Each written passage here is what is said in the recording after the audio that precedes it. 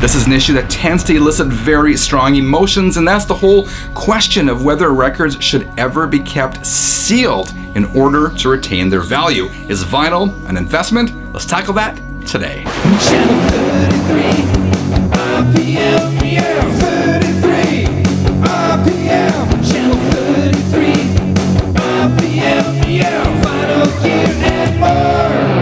Hi, my name is Frank. Welcome back to Sundays in Channel 33 RPM, your channel for vinyl, gear, and more. Now, before we get into today's episode, I want to thank each and every one of you. This channel recently passed 1 million views, and we're well on our way to surpassing or to reaching 10,000 subscribers. So thank you to you, Channel 33ers, for tuning in every Sunday. I do appreciate your support. Now, on to today's topic. This is a question I got from viewer Salvatore Aversa. And Salvatore wrote, I have several records that are collectible and unopened. I know leaving them unopened can cause damage to the gatefold, but doesn't keeping them wrapped keep the value higher? So, is it better to keep a record sealed or to open it?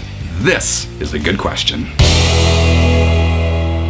First of all, I am not a financial advisor, but if history tells us anything, it's that collectibles do not make for the soundest investment. Sure, the prices on some records are currently going up, but who knows what the future will bring? One only needs to look at the example of what happened with baseball cards. The Economist recently did a piece on this. Their story notes financial speculation in baseball cards really revved up in the 1980s, fueled in large part by a price guide called Beckett Baseball Card Monthly. Now, with this guide, readers everywhere could see how prices were moving across the country. More people began to take notice and started to buy baseball cards as an investment, further driving up prices. There was low supply and lots of demand. The card industry then saw an opportunity and cashed in by introducing more gimmicky cards, limited edition cards, that sort of thing. Sound familiar? Finally, the bubble burst. According to The Economist, it began with the 1994-95 Major League Baseball strike and spiraled downwards from there. Soon, cards produced during the boom years of the 1980s and 1990s frequently lost half their value or more. Now, I'm not saying the same thing will happen with vinyl, but it is a cautionary tale.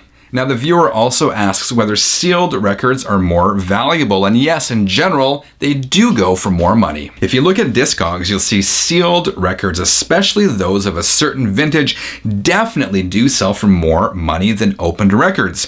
I also see this trend in local record stores and fairs all the time, which is interesting because when it comes to sealed records, it's definitely buyer beware. Yes, the package may be sealed, but you really have no idea what condition the record itself is in. Now, as Salvatore alluded to, keeping your records sealed can cause damage. Several years ago, I bought a small stack of vintage records from the 80s, metal records that were still sealed. And as I started opening a couple of them, I quickly learned that's not the best idea to keep your records sealed for 20 or 30 years. I'll show you some examples on the screen here. This is a Jimi Hendrix record I opened, and I unsealed it. And you'll see here I had a heck of a time getting the gatefold open, and when I finally opened it, disaster! Over the years, the gatefold had adhered to itself, and when I opened it very carefully and very cautiously, you'll see it stuck to itself, and it looks horrible. It got definitely ruined.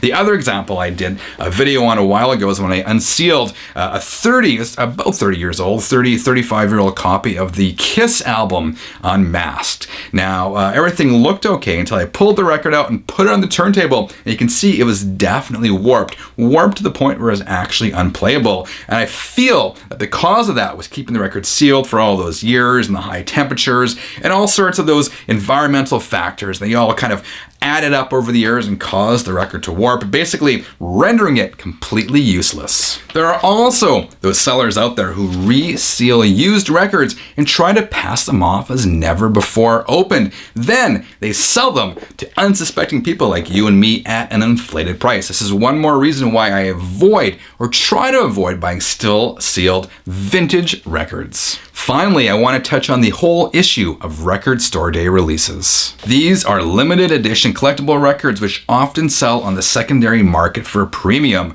The flippers have a heyday in the days that follow record store day. Over time, though, I'm not sure whether many of these RSD titles will retain their value. Some will for sure, but all of them I highly doubt it. In 20 years, how much demand will there be for that limited edition Justin Bieber disc, for example? Okay, maybe that's a bad example, I don't know, but I'll hazard a guess that demand will wane on many, many RSD titles. Salvatore, the bottom line here is that the whole issue of keeping records sealed or opening records is a personal decision. They are your records. I'm not going to tell you how to spend your money, and I don't want anyone telling me how to spend my money. But if you do keep your collectible records sealed, don't assume they will retain their value or increase their value over time. That part is really anyone's guess. All right, guys, now it's your turn. Where do you stand on the whole issue of keeping records sealed? I would love to know. Let us know in the comments below. Remember, if you enjoyed today's episode, to leave a quick like, and if you are so inclined, please do check out the Channel 33 RPM merch store for t-shirts like this and tons more. I will leave a link below this video. I hope you have a fantastic week. Until next time, keep on spinning. Check, check, check, check, check, check, check, check, check. Check, check, check, check, check, check, check.